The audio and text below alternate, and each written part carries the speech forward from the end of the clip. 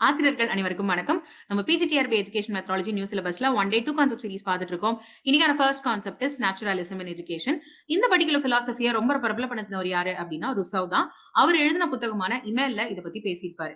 இதுல என்ன சொல்லியிருப்பாரு அப்படின்னா, எஜுகேஷன் அப்படின்றதோட கைடிங் ஃபோர்ஸே நேச்சரா தான் இருக்கணும். ஒரு குழந்தை பிறக்கும் பொழுதே நேச்சுரலாவே குட்டா தான் பிறக்கும். அந்த குழந்தை அது எப்படி வளருதோ அதே ஃபார்மேட்ல ஃப்ரீயா க்ரோ ஆக விட்டுறணும். நம்ம பெருசா இன்டர்ஃபியர் பண்ணக்கூடாது. இப்போ ஒரு செடி எடுத்தீங்க அப்படின்னா, அது ரொம்ப சின்ன வயசுல இருந்தே டிஸ்டர்ப் பண்ணிட்டே இருந்தோம்னா அது சரியா வளராது இல்லையா? அந்த மாதிரி குழந்தைங்களை இன்டர்ஃபியர் பண்ணா அப்படின்னா அவங்க சரியா வளர மாட்டாங்க அப்படின்னு அவர் நம்பினாரு. அண்ட் இந்த எஜுகேஷன்ல கரிக்குலம் வந்து கம்ப்ளீட்டாவே இயற்கையை சார்ந்துதான் இருக்கணும். சுத்தி இருக்கிற என்வாயன்மெண்ட்டை பத்தி, சுத்தி இருக்கிற என்வாயன்மெண்ட்ல இருந்து ரியல் லைஃப் எக்ஸ்பீரியன்ஸ்ல குழந்தைங்க கத்துக்கணும் அப்படின்னு விருப்பப்பட்டாரு.